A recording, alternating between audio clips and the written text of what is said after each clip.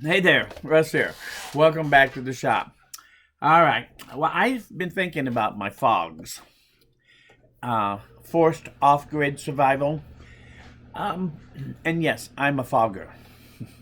Anyway, uh, there are several different types of people that try to prepare for mishaps.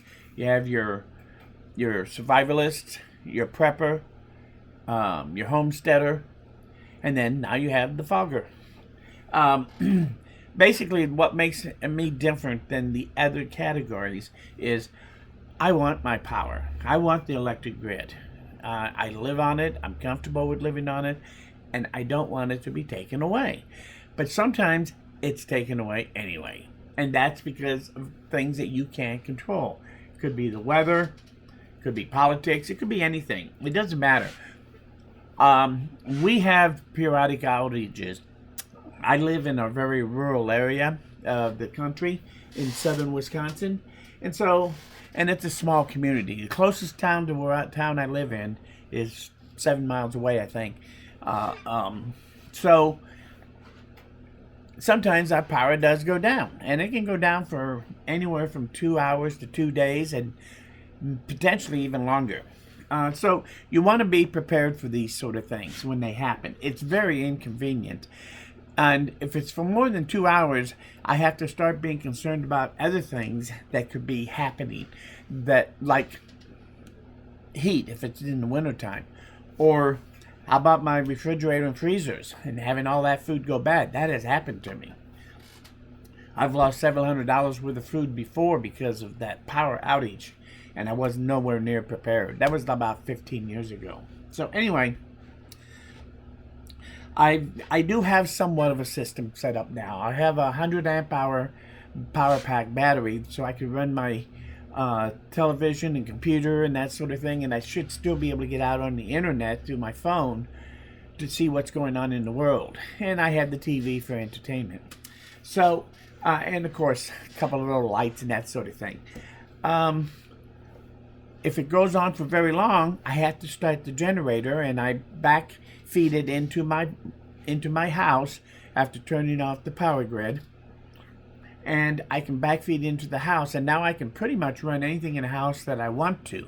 It has 7,000 watts, and I don't want to get into the specs of it or that sort of thing, but that's about 30 amps. And so I can run most everything, but I can't run it all at once. So I run on a restricted control of the power that I'm using at any given moment and decide where I need that power to go, and turning breakers on and off through the period of time. So anyway, that has worked, but two things about the generator. One is that it runs on gasoline, so if I have to run for very long, I have to keep filling it up. That's kind of a pain. Also, it has a battery storage capability, but I have not put a battery on it. So I'm going to this year install a battery on that system, and I'm also going to hook up the engine to a natural gas hookup so that I can actually run it off of my natural gas instead of running it off of gasoline. I do store some gasoline. This has been my plan so that if things go down, I can control at least and not get into serious problems with just the generator for up to a week anyway. So after a week, all bets may be off if that power hasn't come on. Now, first of all, let me say that 90% of the time, the power comes back on in less than 12 hours. It just almost always does. There is that percent of time when it might go off, and I've had one of those since I moved here, where it was off for a little over 2 days. And that's when you really got some real problems. And now you're having to go out and start that generator, run it for a while, and then shut it back off and keep going back and forth several times a day so that you can run the power. And so I've decided that it's time to upgrade that whole idea, having just a generator. So what am I going to do? Well, I took a look at how much my power I use through a day, an average day, and that is around 25 kilowatts is what I use on the average, according to my power bill. So if you think about that, what I've decided I'm going to do is I'm going to buy a battery bank, and I'm going to buy a split phase inverter and have that back feed onto my system whenever I turn the power off. So in other words, the grid goes down, I flip the switch off on the main power line, then I can turn the breaker on onto my battery bank, and I can run off those and switch my switches the way they need to go. And of course, I do all these things in this exact procedure. And once I've got it back up and running, so I'm running the important things from my battery bank, and it should only take me a couple of minutes to make that switch, and I don't have to leave the house. That puts me at least back to being functional for up to 12 hours then, if I get a big enough battery bank that runs the power in my house for 12 hours. At the end of that 12 hours, or before the end of that 12 hours, if it's going to be longer than that, then it's time to start firing up the generator, embed it, integrate it into the power coming into the house with the battery bank. And there's a couple of scenarios of ways to do that I don't want to get into now. But the idea is that I can run it off the battery, and then every 12 hours, fire up the generator, charge the battery bank back up, run anything that is mission critical that I didn't run. I can then turn it on and run them, like the well pump and that sort of thing, or the sump pump also, because I probably won't run that very much when I'm down for 12 hours. So I would give me a chance to run the sump pump and things like that. So then I can shut it off. And what happens now is that I run it for 12 hours at a time off the battery bank, fire up the generator, recharge my battery bank, and then I can shut it off after 2 or 3 hours of charging and run off the batteries again. So I'm starting the generator twice a day for a couple hours at a time, theoretically, to feed the battery bank to keep running everything in the house. And I should be able to do that, quite frankly, indefinitely, because as long as I have natural gas on the generator, I don't have to put fuel in it. It'll always be there when I have it running, and I can just charge it up and run it long enough to keep my batteries charged up. I don't think I'm going to put solar in there, or solar. Now, although solar is eventually I'll start taking advantage of it, but I don't think I'm anywhere near ready that. Also, the battery bank, I don't know for sure what size I'm going to end up being, but this is the basic idea, is that I'm going to expand it. There are 3 things you need if you're going to go off grid, whether it's temporary or full time. If you're going to be off for any significant time, a generator is a very handy thing to have on hand and ready to go. A battery backup system is very nice to have too, and that's the second leg of what I'm going to have. And the third one is a set of solar panels to rejuvenate the battery bank and fill them back up so they can run through the night and have enough power coming in to also run your house while it's charging up those batteries from solar. I'm not ready to make that third step yet. I don't know when I will or if I will. I may just have to have only this minimum amount of batteries. 15 kilowatts is what I'm figuring. That will be more than enough battery bank to run me for 12 hours. And between that and the generator, for the minimum amount of time that I do when I'm off grid at any time, because it's like 2 or 3 times a year. And usually, like I said, most of the time it's way less than 12 hours. So most of the time I don't even have to do more than run off my battery bank until it comes back on, and then let the grid recharge my batteries slowly over time again. And that's the way it would work most of the time. So I can eliminate completely using the generator. I think it's a good solid start. How big that battery bank has to be is something that I'm still working out. What kind of inverter I'm going to use. Should I get one that has solar on it already or not? Those are things that I'm looking at, and I don't know what to think about it. But there is 2 other things that I want to also pay attention to that I have not heard anybody talk about. And we're going to talk about that here real quick. The first one is when the power goes out, yes, we all know it. So I turn the main power breaker off, and I turn on the back feed to be able to start running off my own power instead of off the grid. The problem is that when the power comes back on, the main breaker is turned off. So how do I know that the power is back on?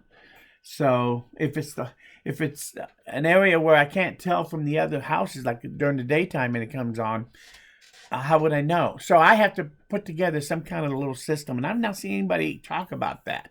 Make a power outlet that I can plug a light or a buzzard into, so that when the power comes on, that will go off and let me know the power is back on, so I can go back through the process to turning it back on to the power grid. And that's something that I'm not sure quite how or what I should do, or will it affect meeting codes that I should be meeting, that sort of thing, which I do want to do when I do this system. And so there are some complications right now, theoretically, because when I turn off the main power and I go to my backup battery or my generator, those will only be used when the power is turned off at the main power panel. And so I'll only be able to run one off of the other. So I go completely off grid to run my battery backup or to run the generator. And I should not and cannot run those when the grid is turned on to my box. So that means that my having to meet electric codes while I develop this system, they don't have to be met exactly. But once I want to start to tie it into the grid, then I'm going to have to take serious and make sure that I'm following all the rules like they should be, and make sure that I have everything up to speed doing that. So at this point, I know I got to put a sub panel box in, and that's where all my breakers will go, and then that'll be breakered to the main box that will have an interlock on it, so that I can't use any of that unless those are all turned off. So this allows me to do things either on the grid or off the grid only when I do it. And I think that will be a fine way. That'll be fine. So, and then once I earmark how I know when it comes back on, I think then that will solve all my problems. So I'll have this system that I've been talking about. Now, there are a couple other things I have to think about. For one thing, I would like to be able to maybe use my phone to communicate and adjust the system as needed, or at least to make me aware when something is wrong, my phone or my computer. I'd like to be able to have it on Wi-Fi, basically. But I don't really want it to be available through the internet. So in other words, I don't want to have to be out and about and then, oh, I got to do something with that. I better check it and see if I'm having a problem with my system. I don't want it to be seen on the internet, because that means somebody else can come in and mess with it. So I think that what I'm going to do is also put it on its own Wi-Fi system that is not connected to the internet, and that I have all my computers and everything on the internet connection. But if I need to do something with the off-grid system, the F.O.G.S system that I'm putting in, it'll be on its own network and everything. So I have to actually connect to that network to use it, and then I disconnect when I'm done checking or monitoring, that sort of thing. I don't know quite how, but I think I'm going to have an off-internet network for the house here, and it will not have access to the internet at all. So there's no way anybody can come in and lock me and mess with my system. That system will also, I will use it for any security cameras or things like that, that if I put in later, it'll be on that Wi-Fi system that you won't be able to access through the internet. So I think that would make it a lot more secure, because you hear about all this hacking that goes on because they gain access through the internet to your security system. And the way to stop that is never can hook up. So these are a couple of things I'm thinking about that I have to think through to make sure that I have it all set up. I was thinking there was one more thing I wanted to kind of figure out, because if you have any ideas about these two things that I'm thinking about, or as suggestions, I would love to hear it, because I'm far from being an expert here. I'll let you know how I end up doing this so that you can maybe learn from what I've learned. But I hope that until I get it put together, all I'm doing is explaining some of the basic ideas that I have of my system, because it is time to expand my F.O.G.S system. So I want to be able to get by for 30 days with without it being on grid if I had to. And I want to be able to survive. Now, of course, if you say, well, 30 days may not be enough. Well, it may not be. But if I know I started on the off-grid thing and it's closing in on 30 days, I have 30 days to plan a longer period of time if I need to. But in all reality, I think the generator and the battery backup system will be enough to perpetuate easily, even though it would take some work to doing it that way. That would work. I don't. Eventually, if I incorporate solar, yeah, then I can be more hands off to have to do things. So anyway, I wanted to kind of touch with that of what I was thinking about, and I was thinking about what a fogger is as opposed to a prepper or a survivalist or a homesteader, because they all have their own goals of how they want to do it and how they proceed to be there. And those people, I don't have anything wrong with it. I don't begrudge what they do, but it's not for me. I like my power. I want my power, and when they take it, I don't like it, and I want it back as soon as I can get it. And all I want to do is be able to function during that time period, whether it's for 2 hours or for 20 days. I want to be able to get by and be able to at least live comfortably in my house and not worry about how warm it is or how cold it is, or can I cook dinner and that sort of thing? Can I see or walk, or do I have to walk around in the dark? Those types of things. So I think that it's a good second step to my system is to have that.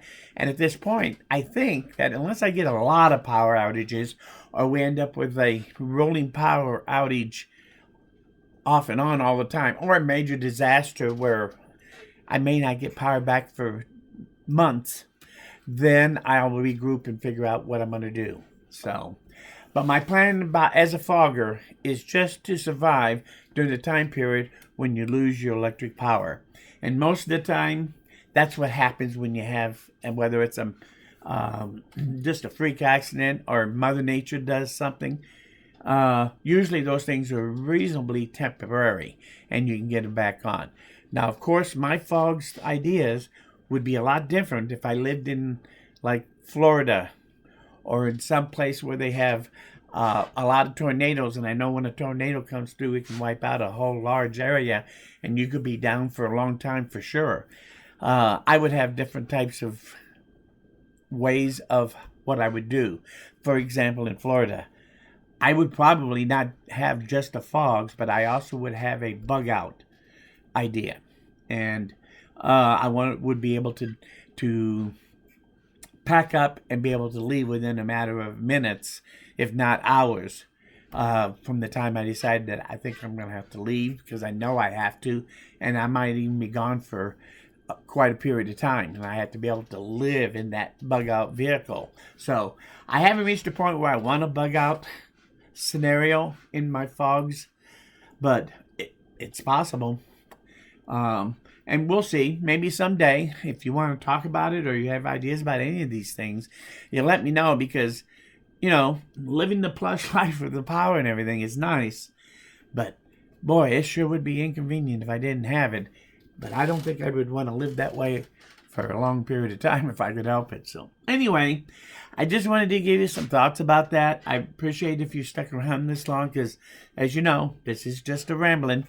And that's the privilege of being Rambling Russ. I get to ramble.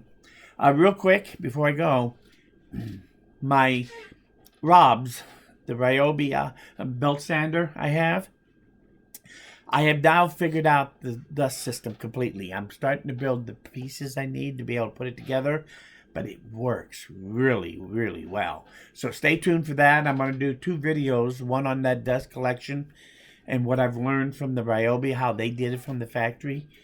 And also, I'm going to do a redo of the big disc. I have a 6-inch disc that I can put on there and use that drum instead of using there, because the machine itself is restricted to a 2-inch diameter drum.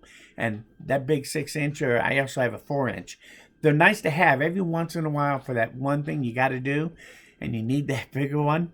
And I figured out how to be able to attach those and use those on that system. So I'll go back over that too, so if you want to do something like that, you'll see how easy it is to be able to fix it for yourself and be able to set it up. So, but those are the kind of the improvements I'm working on at this moment.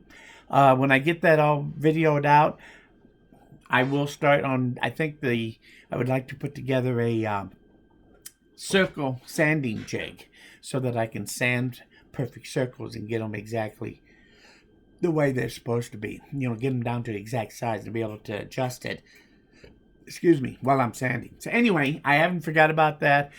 There are a lot of wood projects I still would love to do. And I know this is started off as a woodworking channel, but, you know, I have to still think about other things like F.O.G.S.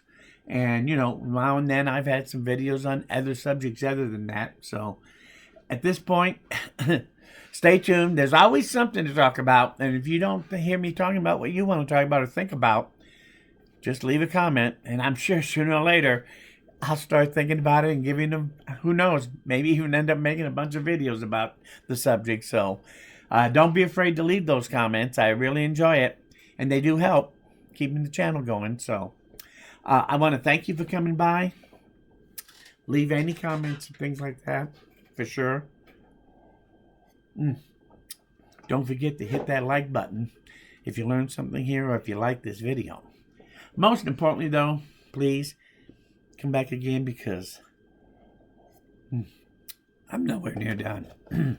Thanks, and we'll see you guys again very soon. Bye.